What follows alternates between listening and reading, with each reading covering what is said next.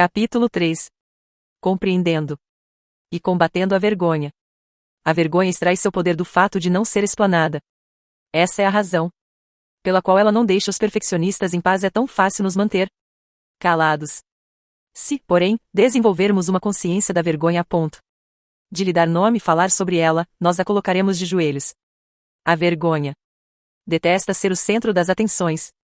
Se falarmos abertamente sobre o assunto, ela começará a murchar. Assim como a exposição à luz é mortal para os gremlins, a palavra e a conversa lançam luz sobre a vergonha e a destroem. Vulnerabilidade e vergonha. Há pouco tempo, depois que terminei uma palestra sobre famílias plenas, um homem me abordou. Ainda no palco. Ele me estendeu a mão e disse: "Eu só quero lhe dizer obrigado."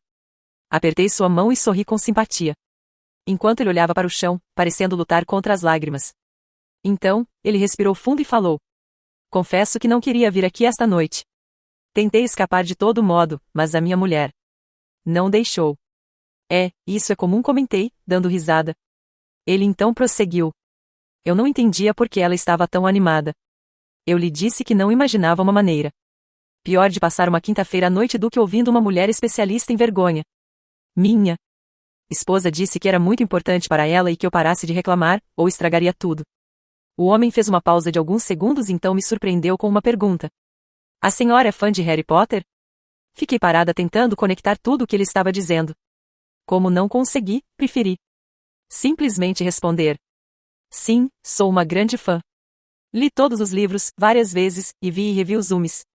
Na verdade, sou fanática pelo bruxinho." "Mas por quê?"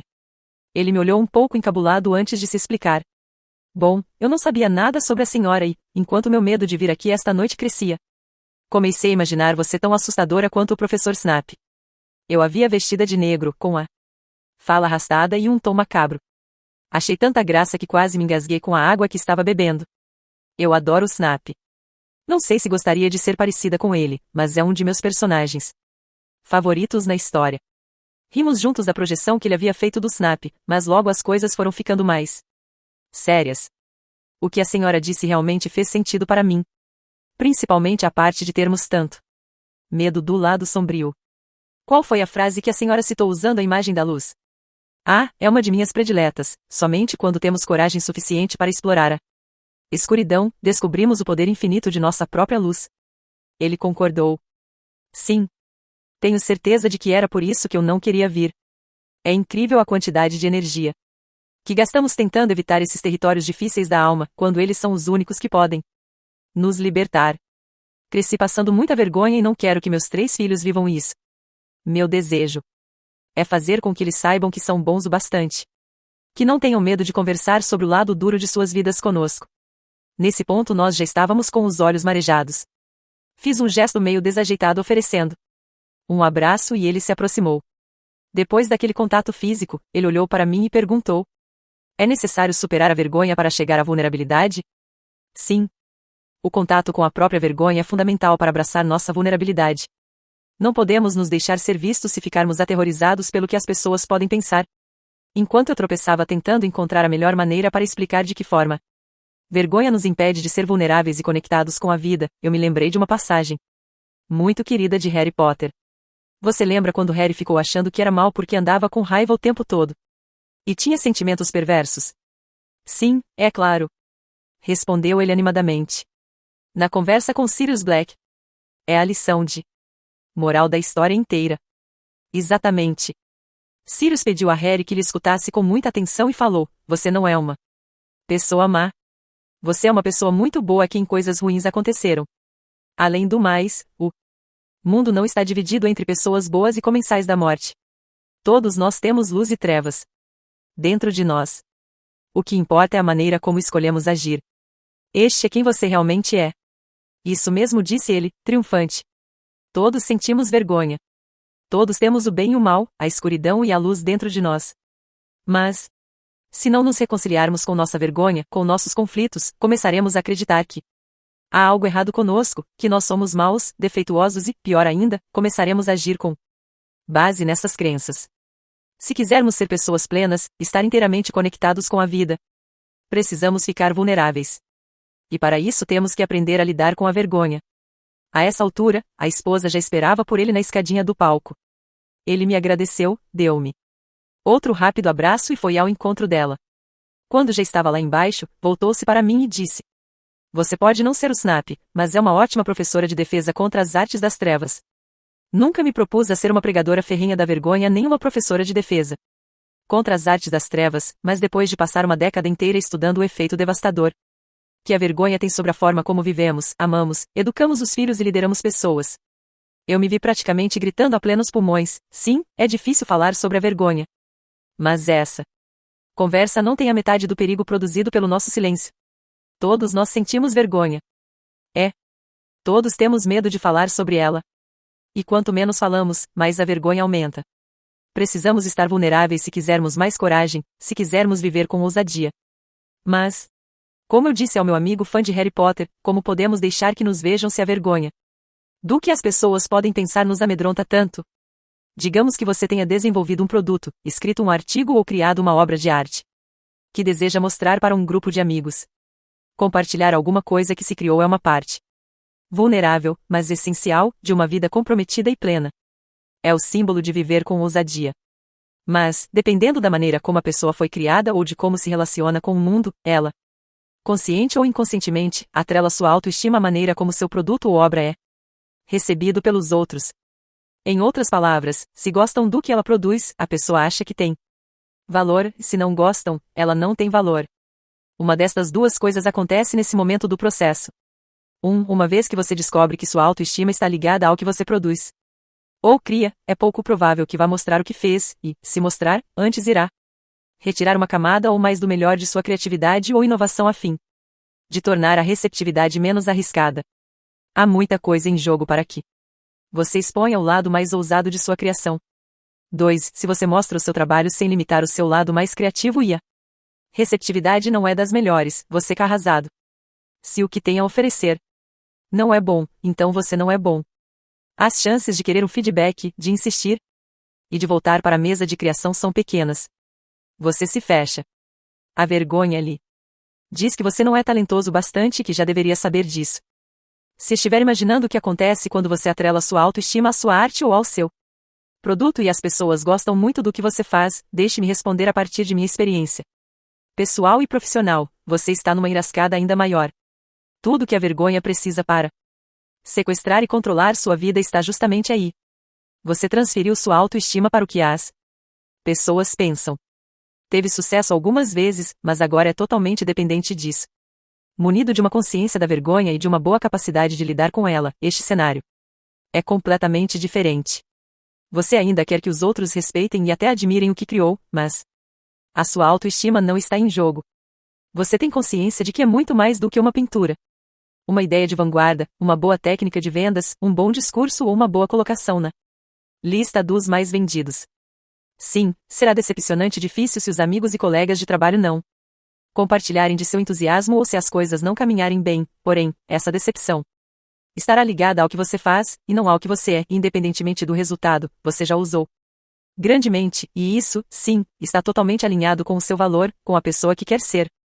Quando nossa autoestima não está em jogo, estamos muito mais dispostos a ser corajosos e a correr o risco de mostrar nossos dons e talentos. Minha pesquisa com famílias, escolas e empresas deixou claro que as sociedades que não são prisioneiras da vergonha geram pessoas muito mais abertas a pedir ajuda, aceitar ajuda e dar retorno. Essas sociedades também desenvolvem indivíduos comprometidos, ousados, que estão dispostos a tentar sempre de novo até verem tudo dar certo. Muito mais aptos a se tornarem inovadores e criativos em suas atividades. A autovalorização nos inspira a ser vulneráveis, a compartilhar sem medo e a perseverar. Por outro lado, a vergonha nos mantém atrofiados, tímidos e medrosos.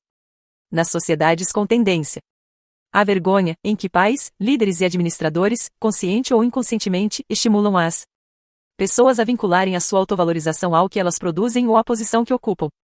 Observa-se muito mais isolamento, culpa, maledicência, estagnação, favoritismo e uma total escassez de criatividade e renovação.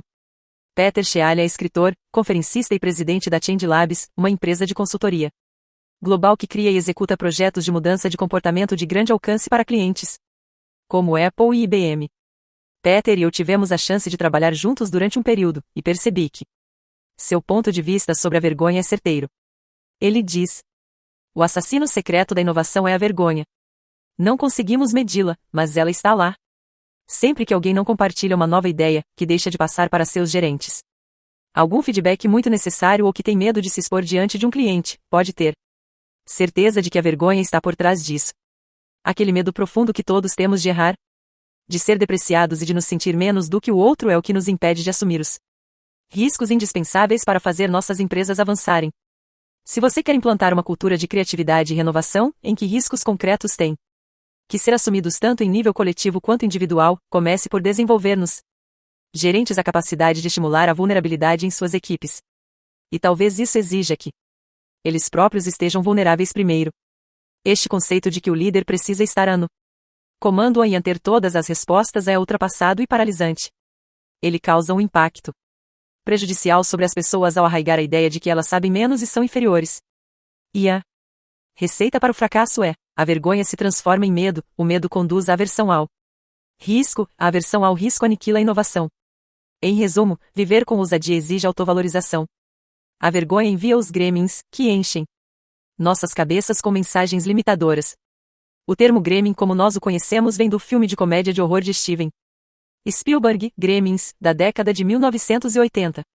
Os gremlins são pequenas criaturas do mal que causam devastação por onde passam, monstrinhos manipuladores que têm prazer no prejuízo dos outros. Em muitos ambientes culturais, inclusive no meu, o termo gremlin tornou-se sinônimo de mecanismo da vergonha. Por exemplo, recentemente eu estava tendo dificuldade para concluir um artigo. Liguei para uma amiga para falar de meus bloqueios e ela imediatamente me perguntou: o que os gremlins estão dizendo? Essa é uma maneira muito eficaz de perguntar sobre as mensagens secretas de dúvida e autocrítica que alimentamos na mente. Minha resposta para ela foi: um deles anda dizendo que meu texto está chato e que ninguém se interessa por esse assunto. Outro está sussurrando que serei muito criticada e que mereço isso. E o maior de todos não para de me importunar, dizendo: escritores de verdade não precisam se esforçar tanto assim. Escritores de verdade não redigem frases sem sentido. Entender nossos mecanismos da vergonha, ou a fala crítica dos gremlins, é fundamental para vencê-la, isso porque nem sempre podemos culpar outra pessoa. Algumas vezes, a vergonha é resultado de ficarmos repetindo as velhas frases limitadoras que ouvíamos quando éramos crianças. Ou que simplesmente absorvemos da cultura de medo que nos cerca. Meu amigo e colega Robert Iliker costuma dizer: a vergonha sempre começa como uma experiência entre duas pessoas, mas quando fiquei mais velho aprendi a passar vergonha completamente sozinho.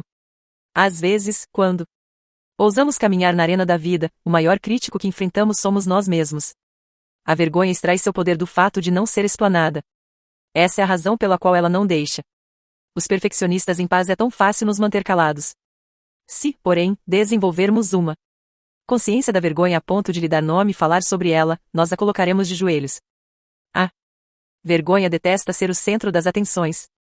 Se falarmos abertamente sobre o assunto, ela começará a murchar. Assim como a exposição à luz é mortal para os gremlins, a palavra e a conversa lançam luz sobre a vergonha e a destroem. Assim como Roosevelt disse em seu discurso: quando ousamos grandemente nós cometemos erros e nos decepcionamos várias vezes. Haverá fracassos, equívocos e reprovações.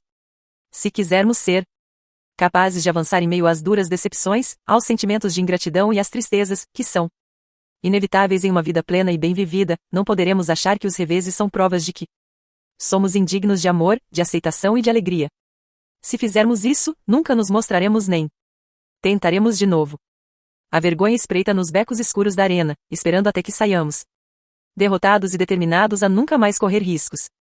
Ela dá uma gargalhada e diz: eu avisei que isso era um erro. Eu sabia que você não era bom o bastante. Saber lidar com a vergonha é ser capaz de dizer: isso dói. Isso é decepcionante e talvez até devastador. Mas o sucesso, o reconhecimento externo e a aprovação dos outros não são os valores que me controlam. O meu valor é a coragem, e eu fui corajoso. Não me envergonho disso. Não podemos abraçar a vulnerabilidade se a vergonha estiver sufocando nossa valorização e nossa conexão com a vida. Sejamos corajosos. Vamos envolver nossos corações e mentes nessa experiência chamada vergonha para que possamos conquistar uma vida plena. O que é a vergonha e por quê? É tão difícil falar sobre ela. Costumo começar todas as palestras e todos os textos sobre vergonha com as 3 primeiras coisas que as pessoas precisam saber sobre o assunto. Eis a definição que emergiu de minha pesquisa: vergonha é o sentimento intensamente doloroso ou a experiência de acreditar que somos defeituosos e, portanto, indignos de amor e aceitação. Muitas vezes as pessoas querem acreditar que a vergonha é a exclusividade de quem sobreviveu a um trauma que não foi exposto, mas isso não é verdade. Vergonha é algo que todos nós experimentamos. E ainda que pareça que ela se esconde em nossos recônditos mais obscuros, esse sentimento, pelo contrário, tende a se ocultar em lugares bastante conhecidos. 12 categorias de vergonha apareceram em minhas pesquisas: aparência e imagem corporal, dinheiro e trabalho, maternidade e paternidade, família, criação de filhos, saúde mental e física, vícios, sexo, velhice, religião, traumas, estigmas ou rótulos. Aqui estão algumas respostas que obtivemos quando pedimos aos participantes que nos dessem um exemplo de vergonha. Vergonha é ser demitido e ter que contar para minha esposa grávida. Vergonha é ter alguém me perguntando para quando é o bebê, quando eu não estou grávida. Vergonha é me enfurecer com meus filhos. Vergonha é ir à falência. Vergonha é meu patrão me chamar de idiota na frente de um cliente. Vergonha é não ser convidado para uma sociedade. Vergonha é meu marido me trocar pela vizinha. Vergonha é minha mulher pedir o divórcio dizendo que quer ter filhos, mas não comigo. Vergonha é ser pego dirigindo alcoolizado. Vergonha é não poder ter filhos. Vergonha é dizer para meu noivo que meu pai mora na França, quando, na verdade, ele está preso. Vergonha é ver pornografia na internet. Vergonha é ser reprovado no colégio 2 vezes. Vergonha é ouvir meus pais brigando no outro cômodo e imaginar se sou a única que sente tanto medo. Vergonha é uma dor real. A importância da aceitação social e do vínculo com as pessoas é reforçada por nossa química cerebral, e o sofrimento que resulta dessa rejeição social e dessa falta de conexão é genuíno. Em um estudo de 2011 patrocinado pelo Instituto Nacional de Saúde Mental e pelo Instituto Nacional de Abuso de Drogas dos Estados Unidos, os pesquisadores descobriram que, em termos de envolvimento cerebral, o sofrimento físico e as experiências intensas de rejeição social doem do mesmo modo. Logo, quando deno a vergonha como uma experiência intensamente dolorosa, não estou exagerando. Avanços no campo da neurociência confirmam o que nós já sabemos há algum tempo: as emoções podem causar sofrimento e dor. E, assim como temos dificuldade para definir a dor física, descrever a dor emocional também é muito difícil. Descomplicando a vergonha, a culpa, a humilhação e o constrangimento. Quando trabalhamos para entender a vergonha, descobrimos que uma das razões pelas quais é tão difícil falar sobre ela é o vocabulário. Com frequência usamos termos como constrangimento, culpa, humilhação e vergonha, indistintamente. Pode parecer meticuloso demais dar tanta importância ao uso do termo apropriado para descrever uma experiência ou uma emoção, no entanto, isso é mais do que uma simples questão de semântica. A maneira como vivenciamos esses sentimentos diferentes tem a ver com a nossa conversa interna. Como conversamos com nós mesmos sobre o que está acontecendo? Devemos começar a examinar a conversa interna e distinguir esses 4 sentimentos analisando o peso da vergonha e da culpa. A maior parte dos pesquisadores e terapeutas que lidam com esse tema concorda que a diferença entre vergonha e culpa é a diferença entre dizerem eu sou má e eu fiz uma coisa má. Culpa igual eu fiz uma coisa má. Vergonha igual eu sou má. Por exemplo, vamos supor que você tenha esquecido o compromisso de almoçar com um amigo ao meio-dia. Às 12h20, ele liga do restaurante para saber se está tudo bem com você. Se a sua conversa interna é que idiota que eu sou. Sou um péssimo amigo, isso é vergonha. Se, ao contrário, sua conversa interna sobre o atraso fora não acredito que fiz isso. Que coisa horrível de se fazer, isso é culpa. Quando sentimos vergonha, estamos mais inclinados a nos proteger culpando algo ou alguém, justificando nosso erro, oferecendo uma desculpa esfarrapada ou nos escondendo. Em vez de pedir perdão, culpamos nosso amigo e justificamos o esquecimento: eu lhe disse que estava muito ocupado. Hoje não é um dia bom para mim. Ou pedimos apenas desculpas formais e pensamos: que se dane. Se ele soubesse como ando ocupado, ele é que me pediria perdão. Ou então vemos quem está telefonando e não atendemos, e quando voltamos a encontrar a pessoa mentimos: você abriu seus e-mails. Cancelei o almoço pela manhã. Veja se foi parar na sua pasta de spam. Quando nos desculpamos por alguma coisa que fizemos, reparamos um erro ou mudamos um comportamento que não condiz com nossos valores, a culpa e não a vergonha geralmente a força propulsora. Nós nos sentimos culpados quando comparamos algo que fazemos ou deixamos de fazer com nossos padrões de excelência e vemos que não combinam. É uma sensação desconfortável, mas pode ser benéfica. O desconforto psicológico, que é similar à dissonância cognitiva, é o que motiva uma mudança significativa. A culpa é tão poderosa quanto a vergonha, mas a influência da primeira é positiva, ao passo que a influência da segunda é negativa. Na verdade, em minha pesquisa, descobri que a vergonha corrói a parte de nós que acredita que podemos mudar e fazer melhor. Vivemos em um mundo onde a maioria das pessoas ainda é adepta da crença de que a vergonha é um bom instrumento para manter as pessoas na linha. Isso não só é errado como é perigoso. Esse sentimento está altamente relacionado com o vício, a violência, a agressão, a depressão, os distúrbios alimentares e o bullying. Os pesquisadores não o associam a nada positivo, não há registros de que a vergonha seja um recurso útil para qualquer comportamento saudável. Na verdade, ela está mais para a causa de comportamentos destrutivos e lesivos do que para a sua solução. Mais uma vez, é da natureza humana querer se sentir digno de amor e aceitação. Quando passamos vergonha, nos sentimos desconectados dos outros e ávidos por valorização. Quando estamos sofrendo, seja por estarmos passando uma grande vergonha ou apenas por sentir o medo dela, ficamos mais propensos a nos entregar a comportamentos autodestrutivos e atacar ou envergonhar os outros. Nos capítulos sobre cuidar dos filhos, liderança e educação, veremos como a vergonha corrói nossa coragem e promove o isolamento e também o que podemos fazer para cultivar uma atitude de autovalorização, vulnerabilidade e enfrentamento. Outra palavra que confundimos frequentemente com vergonha é humilhação. Donald Klein identifica a diferença entre esses dois termos quando escreve: as pessoas acreditam que merecem sentir vergonha, mas não acreditam que merecem ser humilhadas. Se John está numa reunião com seus colegas de trabalho e seu patrão o chama de um fracassado porque não conseguiu fechar uma determinada venda, ele provavelmente vivenciará isso tanto como vergonha quanto como humilhação. Se a conversa interna de John for Deus, eu sou um fracasso, isso é vergonha. Mas se a conversa interna dele for meu patrão está descontrolado, isso é ridículo. Não mereço ser tratado assim, isso é humilhação. É claro que a humilhação faz com que nos sintamos péssimos e contribui para um ambiente desagradável, seja no trabalho, seja no lar. Além disso, caso seja frequente, pode se transformar em vergonha se começarmos a aceitar o que dizem. Entretanto, humilhação ainda é melhor do que vergonha. Em vez de internalizar a acusação de um fracassado, John pode dizer a si mesmo: isso não é pessoal. Dessa forma é menos provável que ele se feche, atue impulsivamente ou parta para o contra-ataque. Ele permanece fiel a seus valores enquanto tenta resolver o problema. O constrangimento é o menos preocupante dos 4 sentimentos. Ele é geralmente passageiro e pode ser, no final, até engraçado. Sua marca registrada é que, quando fazemos algo constrangedor, não nos sentimos sozinhos. Sabemos que outras pessoas fizeram a mesma coisa, e, como um rubor na face, ele passará em vez de nos estigmatizar. Tornar-se íntimo da linguagem é um importante começo para entender a vergonha. Depois de compreender o que é a vergonha, o que se deve fazer?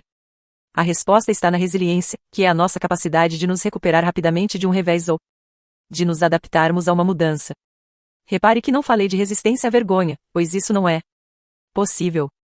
Pelo fato de nos preocuparmos com os vínculos, o medo do isolamento será sempre uma força poderosa em nossa vida, e a dor provocada pela vergonha será sempre real. Mas há boas notícias. Nas minhas pesquisas descobri que homens e mulheres com alto potencial de enfrentamento desse sentimento têm 4 coisas em comum, que eu chamo de elementos de resiliência à vergonha. Antes de mais nada, gostaria de explicar que quando menciono esse tipo de resiliência, estou falando da capacidade de sermos autênticos quando vivenciamos a vergonha, de encará-la sem sacrificar nossos valores e de passarmos pela experiência embaraçosa com mais coragem, compaixão e conexão do que nós tínhamos antes. A resiliência tem a ver com sair do sentimento de vergonha para esse afeto que chamamos de empatia, o verdadeiro antídoto da vergonha.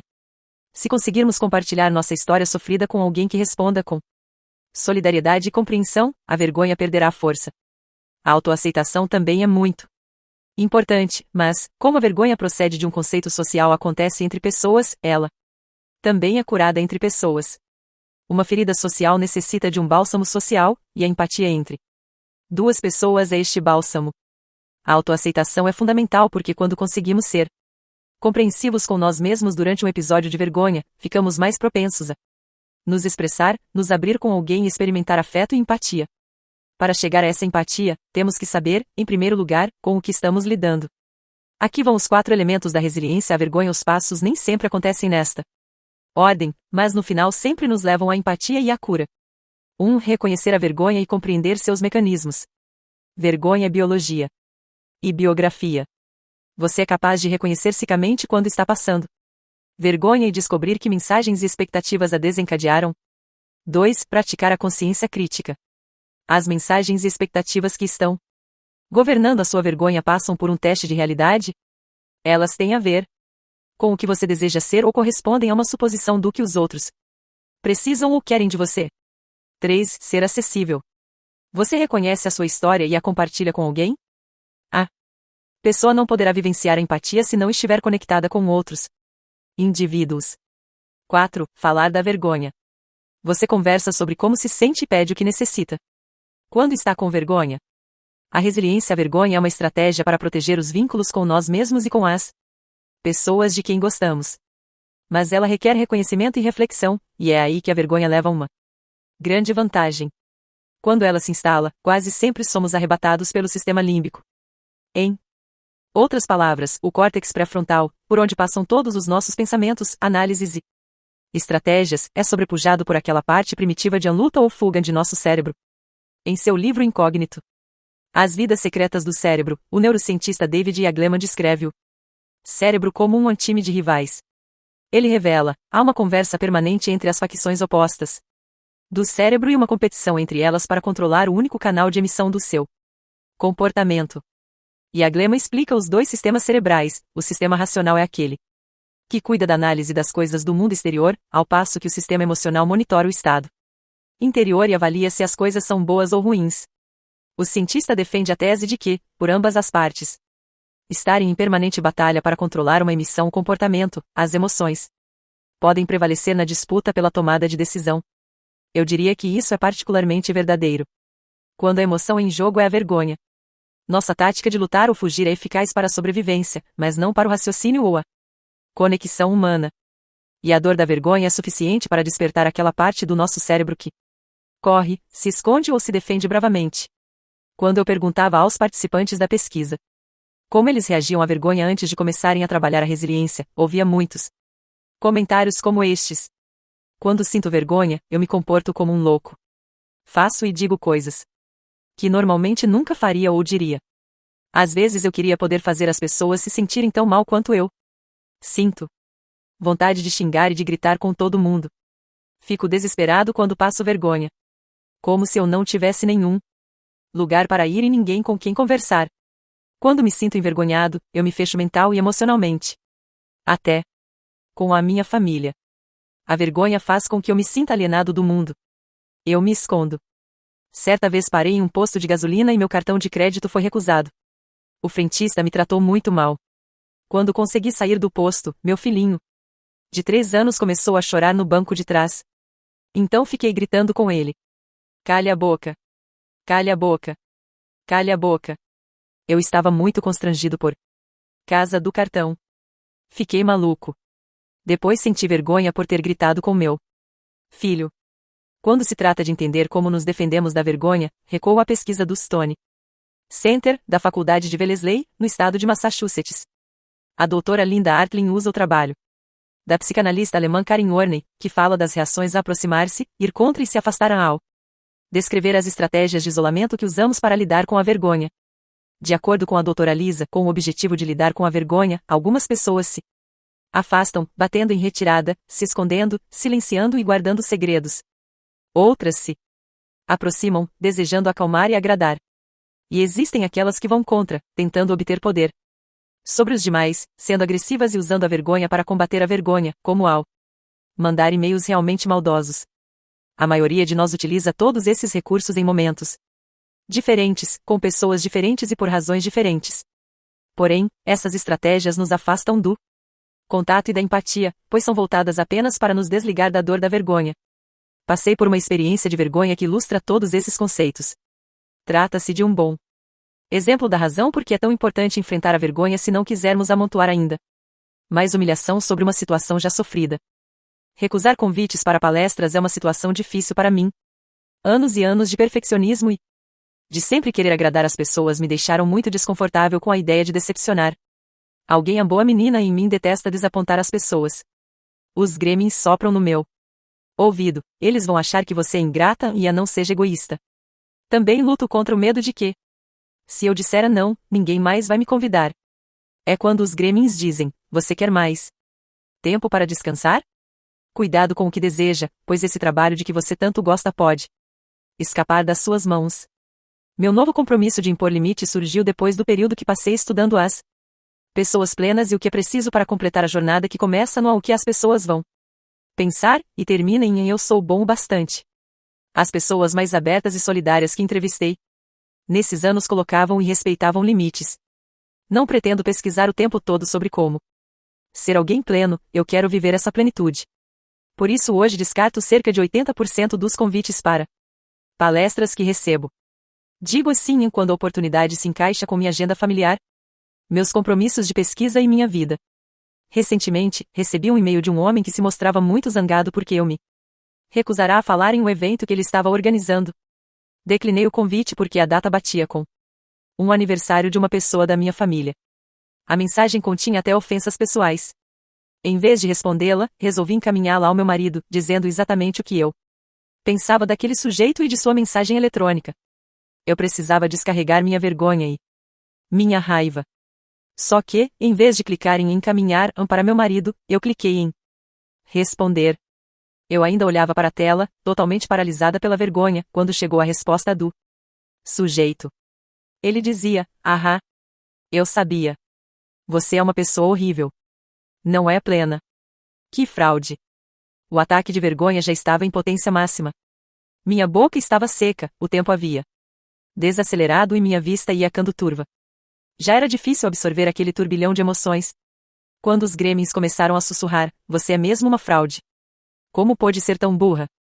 Eles sempre sabem exatamente o que dizer. Assim que consegui recuperar o fôlego, comecei a murmurar dor, dor, dor, dor, dor. Essa tática é uma invenção de Caroline, uma mulher que entrevistei na primeira fase de minha pesquisa e 2 anos depois, quando ela já praticava a resiliência à vergonha. Ela me contou que sempre que se sentia envergonhada, começava a repetir a palavra dor em voz alta. Caroline me disse: sei que parece maluquice, mas por alguma razão funciona. É claro que funciona. É uma maneira brilhante de sair do modo de sobrevivência do cérebro primitivo e puxar o córtex pré-frontal de volta para o comando. Depois de 1 ou 2 minutos do mantra dor, eu respirei fundo e tentei me recuperar. Reconheci os sintomas físicos que me permitiam retomar o pensamento racional e me lembrei dos 3 movimentos contra os gremlins que são os modos mais eficazes de lidar com a vergonha. E, felizmente, eu já vinha praticando esse método há um bom tempo para saber que ele vai totalmente contra a minha intuição e que eu só tenho que confiar no processo. 1. Praticar a coragem e cara acessível. É natural querermos nos esconder, mas a maneira de combater a vergonha e de honrar quem somos é compartilhar nossas experiências com alguém que tenha conquistado o direito de ouvi-las. Alguém que goste de nós, não apesar das nossas vulnerabilidades, mas por causa delas. 2. Conversar consigo mesmo da maneira que faria com alguém que você amasse e estivesse tentando encorajar no meio de um desastre: está tudo bem. Você é humano, todos nós cometemos erros. Eu o apoio. Geralmente, durante uma crise de vergonha, falamos conosco de uma maneira que nunca falaríamos com as pessoas que amamos e respeitamos. 3. Assumir o que aconteceu. Não enterre o episódio nem deixe que ele o defina. Costumo dizer isto em voz alta: se você assumir a sua história, conseguirá escrever o final dela. Quando enterramos a história, nos tornamos para sempre uma vítima dela. Se a assumirmos, conseguiremos narrar o seu final. Como disse Carl Gustav Jung: eu não sou o que me acontece. Eu sou o que escolho me tornar. Embora eu soubesse que a coisa mais perigosa a fazer depois de uma experiência de vergonha é se esconder ou enterrar a história, tive medo de comunicar o que acabará de me acontecer. Mas consegui. Telefonei para o meu marido, Steve, e para minha amiga Karen. Ambos me ofereceram o que eu mais precisava naquele momento: empatia, a melhor lembrança de que não estamos sozinhos.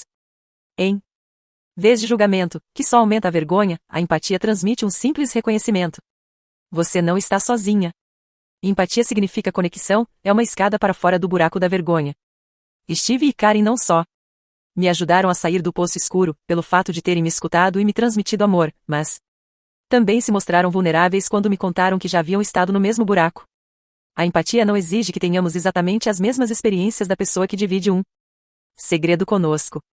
Nem Karen nem Steve tinham enviado um e-mail desastrado como aquele, mas ambos conheciam o peso da voz dos gremlins e da sensação de ter sido pego ou de ter dado tudo errado.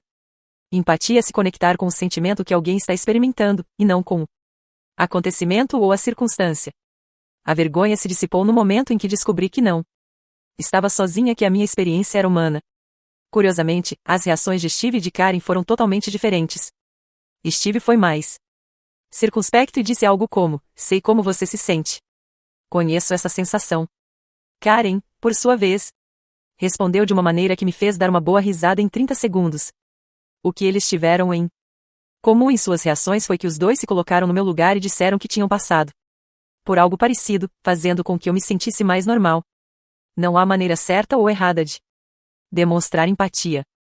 É simplesmente escutar, criar espaço para a sinceridade, não emitir julgamentos, se conectar emocionalmente e transmitir aquela incrível mensagem restauradora que diz: você não está sozinho. As conversas com Steve e Karen me permitiram superar a vergonha, recuperar a calma e responder ao e-mail a partir de um estado em que eu era capaz de ser autêntica e reconhecer meu valor. Assumi a minha parte de culpa naquela troca raivosa de mensagens e me desculpei pela linguagem inapropriada. Também impus limites claros para futuras comunicações. E nunca mais tive notícias do sujeito. A vergonha se alimenta do segredo. Em uma pesquisa pioneira, um psicólogo da Universidade do Texas, professor James Pennebaker, e seus colegas estudaram o que aconteceu quando sobreviventes de grandes traumas, especificamente de estupro e incesto, mantiveram suas experiências em segredo. A equipe de pesquisadores descobriu que o ato de não revelar um acontecimento traumático ou de não confidenciar para alguém próximo poderia ser mais prejudicial do que o próprio acontecimento. Inversamente, quando as vítimas partilhavam suas histórias e experiências, sua saúde física melhorava, as visitas aos médicos eram menos frequentes e elas apresentavam uma queda significativa em seus hormônios do estresse. Desde o seu primeiro trabalho sobre os efeitos maléficos de manter segredos, Pennebaker concentrou grande parte de sua pesquisa no poder de cura da escrita terapêutica. No livro Writing to Heal, Escrevendo para Curar, Pennebaker explica: desde a metade da década de 1980 um número crescente de pesquisas vem se concentrando no valor terapêutico da escrita como meio de promover a cura. Cresce a evidência de que o ato de escrever sobre a experiência traumática por apenas 15 ou 20 minutos por dia, durante 3 ou 4 dias, pode produzir mudanças concretas na saúde física e mental. A escrita emocional pode afetar também os hábitos de sono, a eficiência no trabalho e a maneira como as pessoas vitimadas se relacionam. A resiliência à vergonha é uma prática, e, assim como Pennebaker, acredito que escrever sobre nossas experiências de vergonha é um componente incrivelmente poderoso para sua superação. Leva-se tempo para amadurecer essa prática e adquirir coragem para reconhecer as falhas e falar sobre as coisas difíceis. É preciso dar o primeiro passo. Comente sobre o livro que está lendo e conte sua história. Essa é uma ótima maneira de começar. Teias e caixas, como mulheres e homens vivenciam a vergonha de forma diferente. Nos primeiros 4 anos de minha pesquisa sobre a vergonha, eu me concentrei somente nas mulheres. Algo me dizia que, se eu unificasse a coleta de dados de homens e mulheres, acabaria perdendo algumas nuances importantes da experiência deles. E o fato de ter optado por entrevistar apenas mulheres também teve a ver com achar que, quando se tratava de valorização e dignidade, as mulheres eram as que mais sofriam. Em algum nível, também percebo que minha resistência a abrir o escopo estava baseada numa intuição de que entrevistar homens seria como mergulhar em um mundo novo e estranho para mim. Como de fato aconteceu, ao falar com os homens me deparei com um mundo novo e estranho. Um mundo de sofrimento não expressado. Tive um vislumbre disso em 2005, no final de uma de minhas palestras. Um homem alto e magro, aparentando os 60 anos, seguiu sua mulher até a frente do salão. Conversei com ela por alguns minutos enquanto autografava alguns livros que ela havia comprado. Quando começou a se afastar, seu marido lhe disse: me espere lá fora que eu já vou. Ela deixou bem claro que não queria que ele ficasse para conversar comigo, mas o homem não cedeu. Então a mulher se retirou para o fundo do salão, e ele se dirigiu a mim na mesa de autógrafos. Ele começou inocentemente, dizendo: Gostei do que você disse sobre a vergonha. É muito interessante. Eu lhe agradeci e esperei, sabia que viria mais por aí. O homem se inclinou e continuou. Estou curioso. E quanto aos homens e a vergonha? O que você aprendeu sobre nós? Fiquei aliviada. A conversa não iria durar muito porque eu entendia pouco do assunto. Não fiz muitas entrevistas com homens, expliquei. Estudo apenas mulheres. Ele fez que sim com a cabeça e disse. Entendo. É conveniente. No mesmo instante senti os cabelos da minha nuca se arrepiarem em atitude defensiva. Forcei um sorriso e perguntei, na voz alterada que costumo usar quando me sinto desconfortável. Por que conveniente? Quer mesmo saber? Claro, que respondi, preparando-me para a guerra. Então os olhos do homem se encheram de lágrimas. Ele disse. Nós temos vergonha. Uma vergonha profunda. Mas quando a reconhecemos e contamos nossa história, não encontramos apoio. Eu me esforcei para manter contato visual com ele. Sua dor nua e crua me emocionou, mas eu ainda tentava me proteger. Quando eu estava prestes a fazer um comentário sobre como os homens são duros uns com os outros, ele se antecipou e disse. Antes que você mencione professores, chefes, irmãos e pais como os únicos vilões da história. Ele apontou para o fundo do salão onde estava a esposa e continuou, minha mulher e minhas filhas, aquelas para quem você autografou os livros, preferem me ver morto a me verem fraquejar. Você diz que as mulheres querem nos ver vulneráveis e verdadeiros, mas, convenhamos, vocês não aguentam nos ver assim. Tomei cuidado para não demonstrar, mas eu estava reagindo da mesma forma ao que ele me contava. Suas palavras me atingiram de uma maneira que só a verdade é capaz de fazer. Ele soltou um longo suspiro e, tão rápido quanto havia começado, se despediu. É tudo o que eu queria dizer. Obrigado por me ouvir. E foi embora. Passei anos pesquisando mulheres e ouvindo suas histórias e conitos. Naquele momento, entendi que os homens têm as próprias histórias e que, se tivermos que achar nosso caminho para lidar melhor com a vergonha, faremos isso juntos. Portanto, esta sessão é sobre o que aprendi sobre as mulheres e os homens, sobre como nos magoamos reciprocamente e como precisamos uns dos outros para a cura. Agora que estudei a ambos, passei a acreditar que homens e mulheres são igualmente afetados pela vergonha.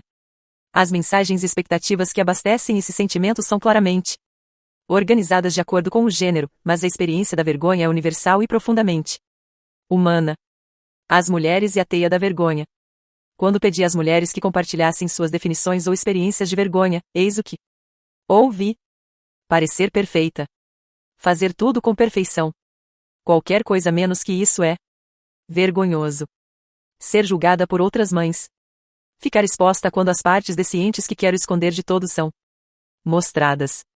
Por mais coisas que eu conquiste ou por mais progresso que alcance, o lugar de onde vim e o que passei na vida sempre me impedirão de sentir que sou boa o bastante. Embora todo mundo saiba que não há como dar conta de tudo, todos ainda esperam que seja feito. Vergonha quando você não vai conseguir e tenta fazer parecer que está tudo sob controle. Nunca ser o bastante em casa. Nunca ser o bastante no trabalho. Nunca ser o bastante na cama. Nunca ser o bastante com meus pais. Vergonha nunca ser o bastante. Relembrando as 12 áreas da vergonha: aparência e imagem corporal, dinheiro e trabalho. Maternidade e paternidade, família, criação de filhos, saúde física e mental, vícios, sexo, velhice. Religião, traumas e estigmas ou rótulos, o primeiro gatilho para as mulheres, em termos de força e universalidade, é a primeira área, nossa aparência. Depois de todo esse despertar da consciência, ainda sentimos vergonha de não sermos magras, jovens ou bonitas o bastante. Curiosamente, em termos de gatilhos da vergonha para as mulheres, a maternidade está em segundo lugar. E ninguém precisa ser mãe para experimentar a vergonha da maternidade. A sociedade enxerga a feminilidade e a maternidade como laços insolúveis. Dessa forma, o valor de uma mulher está quase sempre determinado pelo lugar que ela ocupa em relação a seu papel como mãe ou mãe em potencial. As mulheres são constantemente questionadas sobre por que não se casaram e, caso sejam casadas, por que não tiveram filhos. Até mesmo mulheres que são casadas e têm apenas uma são sempre questionadas sobre por que não tiveram um segundo filho.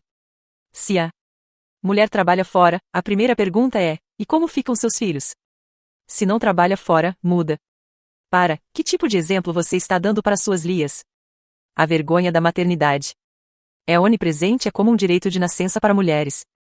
Mas a maior dificuldade para as mulheres, que amplifica a vergonha independentemente da área de atuação, é que todos esperam que nós sejamos perfeitas, e não nos é permitido nem sequer parecer que estamos trabalhando para isso.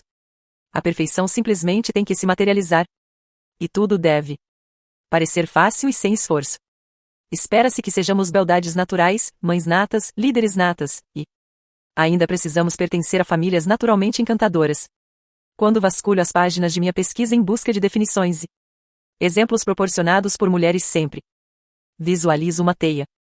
É como se houvesse uma raigada e complexa teia de aranha de expectativas superpostas, conflitantes e concorrentes que ditam exatamente quem devemos ser, o que devemos ser, como devemos ser.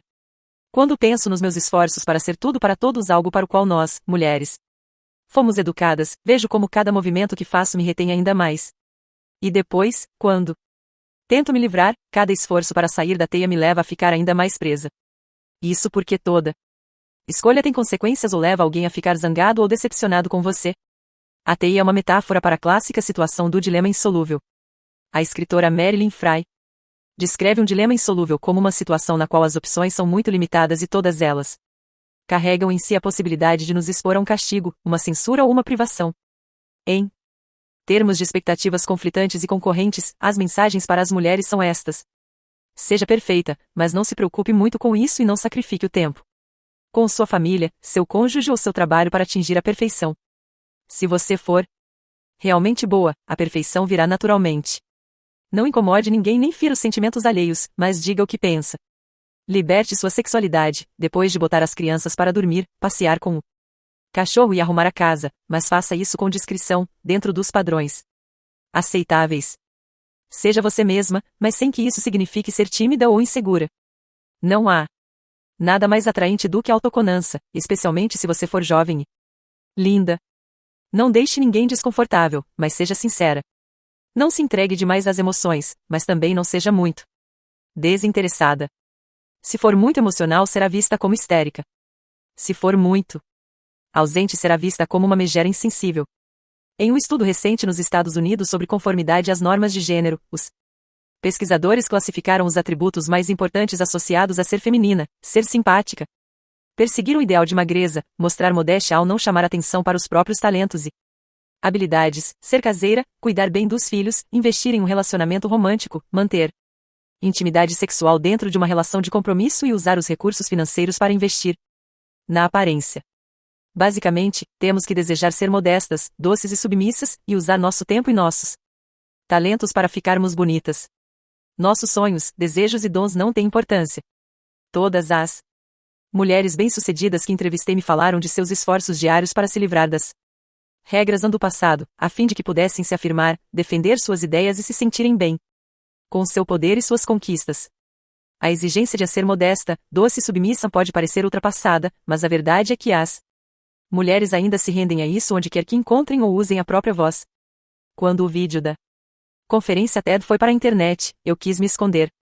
Implorei que meu marido virasse um hacker e entrasse no site para tirar aquela porcaria do ar. Criei fantasias de invadir servidores e deletá-lo. Fiquei desesperada. Foi quando percebi que havia inconscientemente trabalhado durante toda a minha carreira para manter meu trabalho pequeno. Eu gostava de escrever para minha comunidade restrita de leitores, pois pregar só para o coro da igreja é bem mais fácil e seguro. A rápida expansão do meu trabalho era exatamente o que eu passara a vida inteira tentando evitar. Eu não queria exposição e estava aterrorizada com a crítica perversa que é tão presente na cultura da internet. De fato, a perversidade aconteceu, e grande parte dela foi usada para defender essas normas que nós mulheres adoramos acreditar que já estão ultrapassadas. Quando uma agência de notícias exibiu o vídeo em seu site, logo surgiu um debate acalorado na seção de comentários, sobre o meu peso. Como ela pode ensinar sobre valorização quando precisa perder, no mínimo, 10 quilos? Em outro site, houve uma discussão sobre a inconveniência de mães terem crises de desânimo. Eu sinto pena dos filhos dela. Boas mães não surtam desse jeito. Outro comentário dizia: menos pesquisa, mais botox. Algo semelhante ocorreu quando escrevi um artigo sobre imperfeição para o site CNN.com. Para ilustrar o artigo, o editor usou uma foto que eu tinha tirado de uma grande amiga com a mensagem: eu sou bastante escrita em sua blusa. É uma imagem bonita que mantenho em meu escritório. Como lembrança. Isso gerou comentários do tipo, ela até pode acreditar que é o bastante, mas pelo tamanho dos peitinhos dela dá pra ver que não é bem assim. E também, se eu fosse parecida com a Brené Brown também abraçaria a causa da imperfeição. Sei que esses exemplos são sintomáticos da cultura cruel que suportamos hoje, da qual todo e qualquer indivíduo representa um alvo, mas repare em como e em que ponto escolheram atacar. Essas pessoas miraram na minha aparência e na minha maternidade 2 tiros mortíferos. Inspirados na lista oficial das normas femininas. Passaram longe da minha inteligência e das minhas teorias. Isso não me machucaria o suficiente. Portanto, de forma alguma essas normas sociais foram descartadas, mesmo que sejam reducionistas, e suguem a nossa vitalidade, e a vergonha é o caminho para fortalecê-las. Trata-se de outra razão porque a resiliência à vergonha é um pré-requisito para a vulnerabilidade. Acredito que eu usei grandemente na minha palestra na TED. Falar sobre minhas dificuldades. Foi uma atitude muito corajosa, dada a tendência que tenho de me proteger e a usar a pesquisa como uma armadura. E a única razão para eu ainda estar de pé, e estar aqui escrevendo este livro, é que desenvolvi algumas armas afiadas para lidar com a vergonha, e tenho certeza de que a coragem se tornou uma virtude muito importante para mim. Aqueles comentários acionaram a vergonha em mim. Eu me senti ofendida, furiosa, quis chorar e sumir. Mas eu me permiti sentir essas coisas por algumas horas ou alguns dias, e então me expus. Falei dos meus sentimentos com as pessoas que eu amo e segui em frente. Saí dessa experiência mais corajosa, mais tolerante e mais conectada com a vida. Também parei de ler comentários anônimos. Se uma pessoa não está na arena da vida como nós, lutando e dando a cara a tapa, não estou interessada no que ela tem a dizer. Como os homens vivenciam a vergonha. Quando pedi aos homens que definissem a vergonha ou me falassem sobre o assunto, eis o que ouvi. Vergonha é o fracasso. No trabalho. No campo de futebol. No casamento. Na cama. Com as finanças. Com seus filhos. Não importa onde, vergonha é o fracasso. Vergonha é ser errado. Não fazer algo errado, mas ser errado. Vergonha é a sensação de ser defeituoso. A vergonha acontece quando as pessoas pensam que você é fraco. É humilhante e vergonhoso não ser visto como alguém durão. Revelar qualquer fraqueza é vergonhoso. Vergonha é fraqueza. Demonstrar medo é vergonhoso. Não podemos demonstrar medo. Não. Podemos ter medo, não importa do que. Vergonha é ser visto como o cara que pode ser facilmente dominado. Nosso maior medo é sermos criticados ou ridicularizados. Essas duas coisas são extremamente vergonhosas. Basicamente, os homens vivem sob a pressão de uma mensagem dura e impiedosa: não seja considerado um fraco. Sempre que meus alunos da graduação vão entrevistar homens, digo a eles que se preparem para 3 coisas: histórias do tempo de colégio, metáforas de esporte e a palavra maricas, ou qualquer outro sinônimo. Quando comecei a escrever sobre minha pesquisa com homens, usei a imagem de uma caixa para exemplificar como a vergonha aprisiona os homens. Assim como as exigências sobre as mulheres é que elas sejam naturalmente bonitas, magras e perfeitas em tudo, principalmente na maternidade, a caixa tem regras que dizem aos homens o que eles devem e não devem fazer, e quem eles estão autorizados a ser. Mas, para os homens, todas as regras ecoam o mesmo mandamento: não seja fraco. Nunca me esquecerei do que disse um jovem de 20 anos que fazia parte de um pequeno grupo de universitários que eu estava entrevistando: deixe-me lhe mostrar a caixa. Mesmo sentado, dava para ver que ele era um rapaz alto. Ele disse: imagine viver assim, e foi se encolhendo e fingindo que estava sendo comprimido dentro de uma pequena caixa. Ainda encurvado, ele prosseguiu: nós só temos 3 escolhas. Passamos a vida lutando para sair, dando socos nas laterais da caixa na esperança de que ela quebre. Ficamos sempre revoltados e vivendo aos tropeções. Ou desistimos e deixamos de nos importar. Nesse ponto ele desmoronou no chão. Nos segundos que se seguiram, daria para escutar o barulho de uma agulha caindo no chão. Essa demonstração foi uma das mais sinceras e corajosas que tive o privilégio de presenciar, e sei que as pessoas naquela sala foram profundamente afetadas por ela. Depois da entrevista em grupo, o rapaz compartilhou comigo algumas histórias de sua vida. Ele havia sido um pintor prodígio na infância, e se encolheu um pouco ao descrever como tinha certeza desde muito novinho de que seria feliz se pudesse passar a vida pintando e desenhando. Ele contou que, um dia, seu tio apontou para alguns desenhos seus que estavam pregados na geladeira e disse em tom debochado para seu pai: o que é isso? Você está criando um artista afeminado agora? Depois disso, ele me revelou, seu pai, que sempre se colocará de forma neutra em relação a sua arte, o proibiu de continuar estudando pintura. E mesmo a mãe, que até então se mostrava orgulhosa de seu talento, concordou que aquilo era coisa de menina. O rapaz me disse ainda que ele fizera um desenho de sua casa no dia anterior àquele episódio cruel e que desde então havia sido a última coisa que desenhara. Grandes e todo-poderosos. Quanto mais aprendo sobre os homens e suas experiências com a vergonha, mais associo a tudo isso a imagem da caixa daquele universitário. Os meninos já nascem dentro dela, mas, quando são pequenos, ainda podem se movimentar um pouco. Podem chorar e se agarram à mamãe. Porém, à medida que vão crescendo, há cada vez menos espaço para se agitar. Quando viram homens, é sufocante. Assim como as mulheres, os homens são aprisionados em seus próprios dilemas insolúveis. Nos últimos anos, com a recessão na economia americana, comecei a ver que, depois que a escassez tomou conta da nossa sociedade, a mensagem não é mais apenas a não seja fraco. Agora também inclui, é melhor você ser grande e todo-poderoso.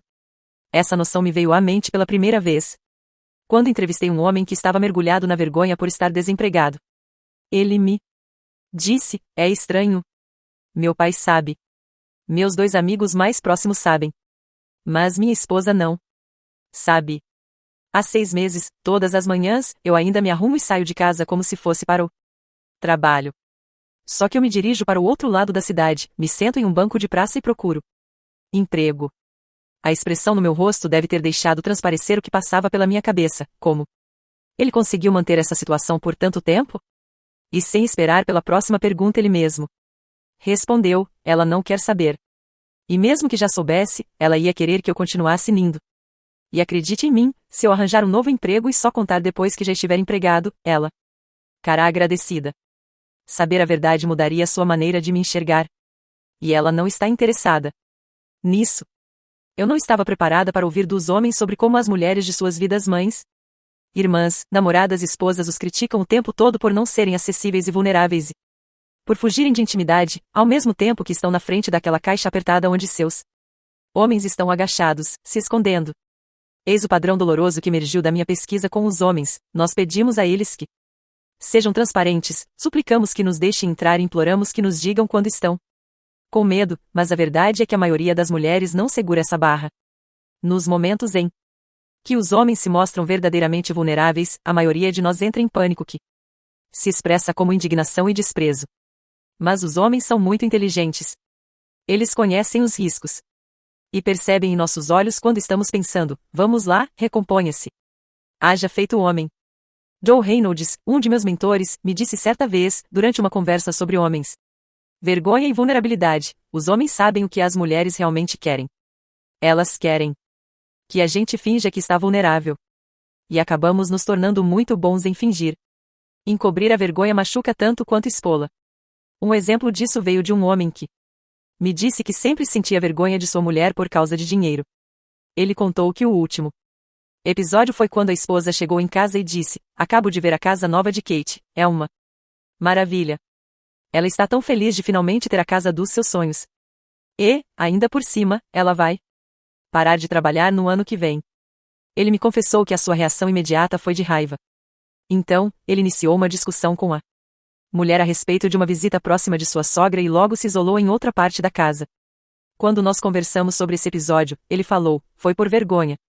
Porque ela tinha que dizer aquilo? Eu sei. É porque o marido de Kate ganha muito bem. Ele dá muitas coisas para ela. Eu não tenho como competir. Quando lhe perguntei se ele achava que fora a intenção da esposa atingi-lo ou envergonhá-lo, ele respondeu, não tenho certeza.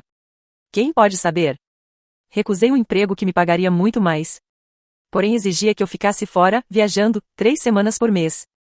Ela disse que me apoiava na decisão pois ela e as crianças sentiriam muita saudade de mim. Mas agora fica fazendo comentários sobre dinheiro aqui e ali. Eu não sei mais o que pensar. Irritados ou retraídos.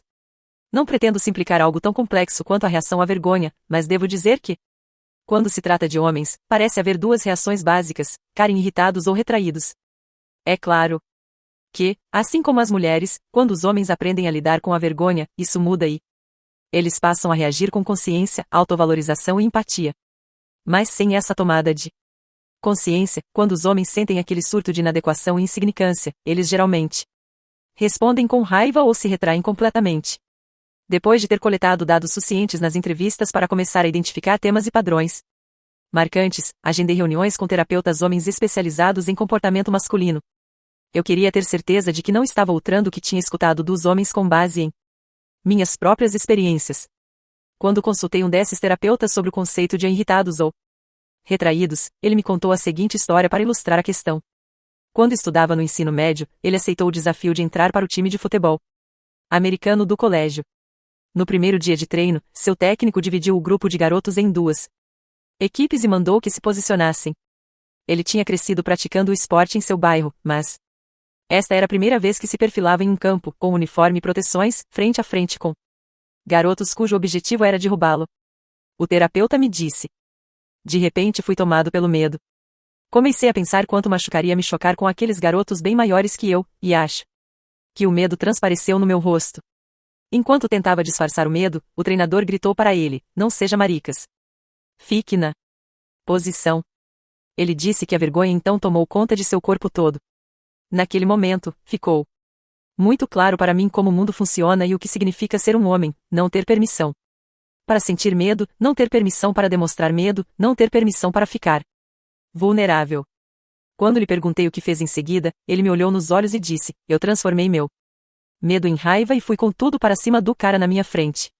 Funcionou tão bem que passei os 20 anos seguintes da minha vida transformando meus medos e vulnerabilidades em raiva e atacando todos que estivessem por perto, minha esposa, meus filhos, meus funcionários. Eu não conhecia outra maneira de disfarçar o medo e a vergonha. O medo e a vulnerabilidade são emoções poderosas. Não há como simplesmente ignorá-los. Você tem que fazer algo com eles. O terapeuta, então, concluiu: "Comecei a fazer terapia quando minha raiva saiu do controle. Passei a beber demais, prejudicando meu casamento e o relacionamento com meus filhos. É por isso que trabalho com isso hoje." A resiliência e a vergonha, com os 4 elementos que vimos no capítulo anterior, tem a ver com um meio termo, uma opção que nos permita abraçar o momento e encontrar a coragem emocional de que precisamos para reagir de uma maneira que não contrarie nossos princípios. Sou tão exigente com os outros quanto sou comigo mesmo. Assim como o pai que podou o talento de seu artista ou o treinador que pegou pesado com seu time de garotos, as mulheres também podem ser muito duras com outras mulheres. Somos exigentes com as outras porque somos muito exigentes com nós mesmas. É exatamente assim que o julgamento funciona. Achar alguém para rebaixar, julgar ou criticar se torna uma maneira de escapar da teia ou de desviar a atenção. Se você está se saindo pior do que eu em alguma coisa, imagino que minhas chances de sobrevivência sejam maiores. Meu marido e eu conhecemos alguns salva-vidas e professores de natação. A grande regra do salvamento é utilizar todos os recursos possíveis antes de saltar e tentar tirar alguém da água. Mesmo que seja um exímio nadador e que a pessoa que está em dificuldade tenha metade do tamanho dele. Alguém desesperado fará tudo para salvar a si mesmo para conseguir manter o fôlego, inclusive empurrar o salva-vidas para o fundo no seu esforço de sobrevivência. O mesmo acontece com as mulheres na teia da vergonha. Estamos tão desesperadas para nos livrar da vergonha que ficamos constantemente atacando as pessoas à nossa volta quando nos sentimos ameaçadas. A ironia é que a pesquisa revela que julgamos as pessoas nas áreas em que nós mesmas somos vulneráveis à vergonha, atingindo sobretudo quem está fazendo as coisas pior do que nós. Se me sinto bem em relação à educação dos filhos, não tenho interesse em julgar as opções de outras pessoas. Se me sinto confortável com meu corpo, não saio por aí zombando do peso ou da aparência de ninguém. Somos cruéis umas com as outras porque usamos essas mulheres como alvo de nossas próprias insatisfações com as deficiências vergonhosas que carregamos. Isso é nocivo e ineficaz e se olharmos para o bullying nas escolas, é também contagioso. Nós ensinamos esse falso mecanismo de sobrevivência para nossas filhas. Nas minhas entrevistas com professores e diretores de escola, surgiram 2 padrões que se relacionam diretamente com esse tema. O primeiro padrão é que, muitas vezes, as crianças que se envolvem com a prática do bullying ou competem por posição social degradando as outras têm pais que se comportam da mesma maneira com elas. Quando se tratava de garotas, a frase que surgia com frequência nas entrevistas era: os pais delas não estão preocupados com seu comportamento. Eles têm orgulho de que ela seja uma garota popular. Um diretor comparou essa atitude com a dos pais que primeiro perguntam: "Bem, Pelo menos meu filho ganhou a briga? O outro padrão, que surgiu apenas nos últimos 2 anos da pesquisa, é a idade em que isso acontece. Quando comecei este trabalho, o bullying ainda não era um tema relevante na sociedade. Mas como pesquisadora da vergonha eu já dava importância a isso. Escrevi sobre o assunto na página de opinião do jornal Houston Chronicle há mais de 10 anos. Na ocasião, meu foco eram os adolescentes, porque a coleta de dados apontava a adolescência como a idade em que esses casos mais ocorriam. Nos últimos anos, entretanto, constatei que muitos meninos e meninas têm se envolvido nesse padrão de comportamento já nos primeiros anos escolares. Como romper esse círculo vicioso? Talvez dando o exemplo de que a solução para se livrar da vergonha não é denegrir pessoas que estejam na mesma situação que nós, mas, ao contrário, darmos as mãos e tentarmos sair dela juntos.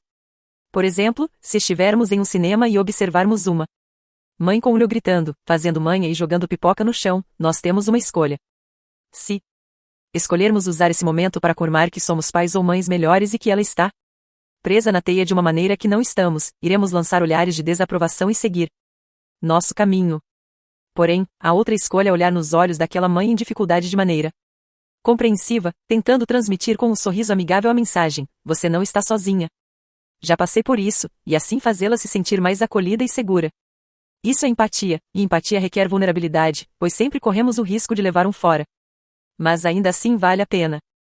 O número crescente de homens e mulheres dispostos a correr o risco da vulnerabilidade e partilhar suas histórias de vergonha me dá muita esperança.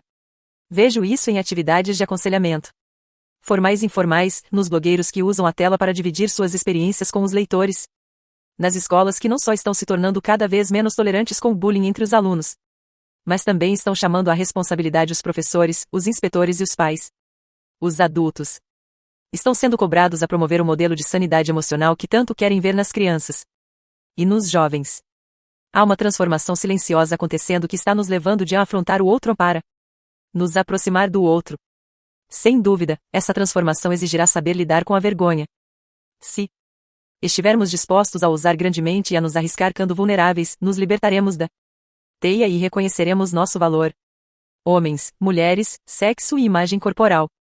Em 2006, tive um encontro com 22 estudantes de universitários para falar sobre a vergonha.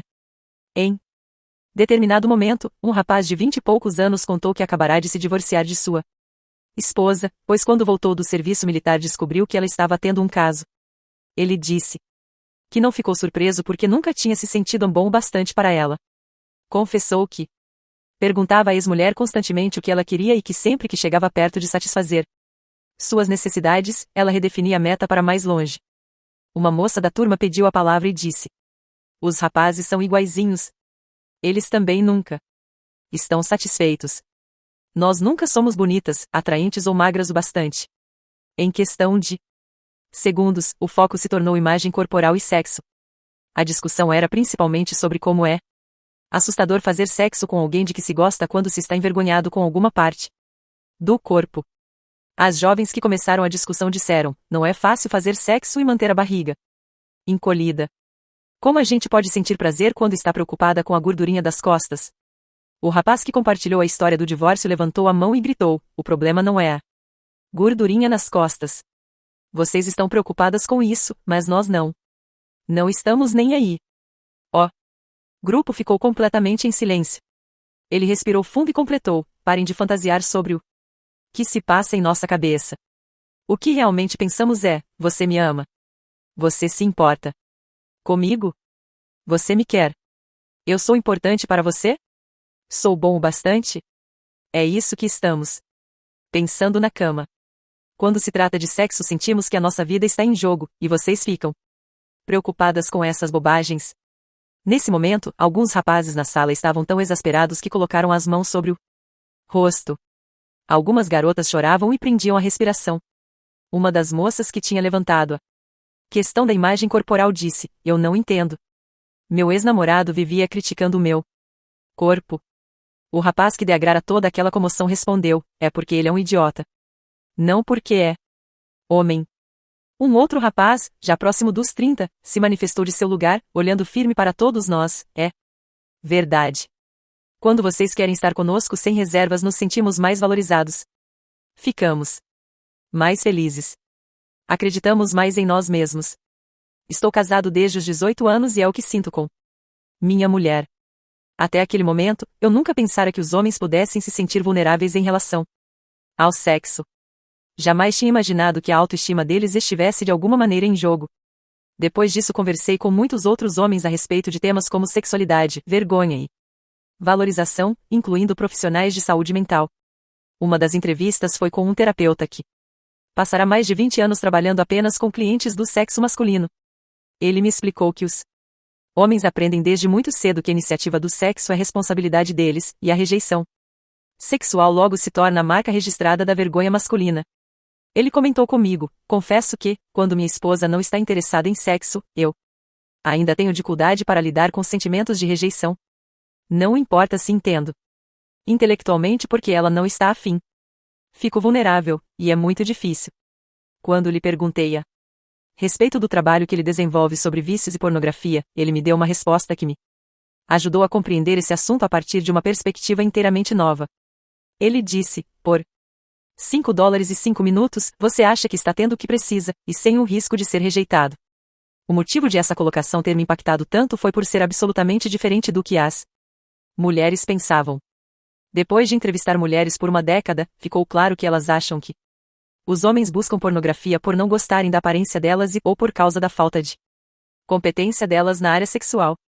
No fim da minha entrevista com o terapeuta, ele disse: a grande revelação é que o sexo é assustador para a maioria dos homens. É por isso que todas essas coisas, da pornografia à violência, são tentativas desesperadas de exercer poder e controle. A rejeição é profundamente dolorosa. Desenvolver um relacionamento íntimo físico ou emocional é quase impossível quando nossos mecanismos de vergonha estão ativados com força total. Algumas vezes, esses acessos de vergonha estão diretamente ligados ao sexo e à intimidade, porém, com muita frequência são os gremlins, lançando confusão sobre nossos relacionamentos. Como vimos, os motivos mais comuns para a vergonha estão relacionados à imagem corporal, envelhecimento, aparência, dinheiro, criação de filhos, maternidade e paternidade, esgotamento, ressentimento e medo. Quando perguntei a homens, mulheres e casais como eles praticavam a espontaneidade de uma pessoa plena em torno desses tópicos tão delicados, uma resposta surgiu. Repetidas vezes, com conversas sinceras e afetuosas que requerem grande vulnerabilidade. Precisamos ser capazes de falar sobre como nos sentimos, sobre o que necessitamos e desejamos, e precisamos ouvir com o coração aberto e a mente aberta. Não há relacionamento íntimo sem vulnerabilidade. As palavras que nunca podemos desdizer. Quando converso com casais, consigo ver como a vergonha produz uma das dinâmicas mais letais para um relacionamento. As mulheres, que sentem vergonha quando acham que não são ouvidas ou valorizadas, costumam lançar mão de críticas e provocações: porque você nunca faz o bastante? Ou você nunca faz isso direito. Os homens, que sentem vergonha quando são criticados por serem incapazes, se calam, levando as mulheres a ferir e provocar mais, ou reagem com raiva. Nos primeiros anos de nosso casamento, Steve e eu caímos nesse padrão. Lembro-me de uma discussão que tivemos em que estávamos muito irados. Depois de 10 minutos de recriminações insistentes de minha parte, ele se virou para mim e disse: chega. Me deixe sozinho por 20 minutos. Eu não aguento mais. Ele se trancou no quarto, e isso me deixou tão enlouquecida que esmurrei a porta e o desafiei: volte aqui e brigue comigo. Naquele instante, quando ouvi a mim mesma, percebi o que estava acontecendo. Ele tinha chegado ao ponto de se fechar ou reagir com raiva. E eu estava me sentindo desprezada e incompreendida. A consequência foi o desespero mútuo. Steve e eu completamos 18 anos de casamento. Ele é, sem dúvida, a melhor coisa que já me aconteceu. Quando nos casamos, nenhum dos dois tinha a menor ideia do que era um bom modelo de parceria ou do que era preciso para fazer o casamento funcionar. Se alguém nos perguntar hoje o que consideramos a chave do sucesso de nosso relacionamento, a resposta será: vulnerabilidade. Amor, humor, respeito, esforço para se libertar da vergonha e uma vida livre de culpa. Nós aprendemos muito disso tudo em nosso próprio processo cotidiano de tentativa e erro, mas também com o meu trabalho e com os participantes da pesquisa que tiveram coragem de compartilhar suas histórias comigo. Sou muito grata a eles. Passar vergonha é uma experiência incrivelmente dolorosa. O que frequentemente não percebemos é que provocar a vergonha dos outros é igualmente sofrido, e ninguém faz isso tão bem quanto um cônjuge ou os pais. Estas são as pessoas que nos conhecem melhor e que têm acesso às nossas vulnerabilidades e aos nossos maiores temores. Felizmente, podemos pedir perdão por envergonhar alguém que amamos, mas a verdade é que esses comentários deixam marcas. E envergonhar alguém que amamos em sua vulnerabilidade é a mais séria de todas as violações de segurança. Mesmo se pedirmos desculpa, já teremos causado prejuízos sérios porque demonstramos a nossa inclinação para usar informações sagradas como uma arma. Em A Arte da Imperfeição, compartilho a definição de amor que desenvolvi com base nos meus registros. Cultivamos o amor quando permitimos que nosso eu mais vulnerável e poderoso seja totalmente visto e conhecido e quando oramos a conexão espiritual que surge dessa ação. Com confiança, respeito, gentileza e afeto. Amor não é algo que damos ou recebemos, é algo que nutrimos e fazemos crescer. Um vínculo que só pode ser cultivado entre duas pessoas quando já existe dentro de cada uma delas. Só podemos amar alguém na medida em que amamos a nós mesmos. Vergonha, culpa, desrespeito, traição e negação de afeto danificam as raízes que fazem o amor crescer. O amor só consegue sobreviver a essas agressões se elas forem reconhecidas, curadas e não acontecerem com frequência. Desenvolver essa definição foi uma das tarefas mais difíceis que já tive. Profissionalmente, parecia pretensioso tentar definir algo tão grande e importante como o amor. Essa sempre me pareceu uma incumbência de poetas e artistas. Minha motivação não era esgotar o assunto, mas iniciar uma conversa sobre o que precisamos e queremos do amor. Confesso que combati os dados da pesquisa com todas as minhas forças. Eu ouvia repetidamente dos participantes que o amor próprio era um pré-requisito para amar os outros e detestava isso. Às vezes é muito mais fácil amar Steve e as crianças do que amar a mim mesma. É muito mais fácil aceitar suas peculiaridades e excentricidades do que praticar o amor próprio convivendo todos os dias com meus enormes defeitos. Mas, tendo praticado o amor próprio com perseverança nos últimos anos, posso afirmar que isso aumentou incomensuravelmente a qualidade dos meus relacionamentos. Ao amar a mim mesma ganhei coragem para me mostrar e ficar vulnerável de maneiras novas, e é disso que se trata o amor. Alguns de nós são ótimos em fazer declarações de amor.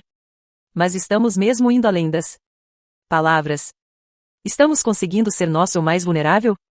Estamos mostrando confiança, gentileza, afeição e respeito para com nossos parceiros. Não é a falta de declarações de amor que nos coloca em dificuldade nos relacionamentos, o que produz as feridas é deixar de praticar o amor, tornando-se autêntico. Anteriormente neste capítulo mencionei que os pesquisadores descobriram que atributos como ser simpática, magra e modesta são virtudes que nossa cultura associa à feminilidade.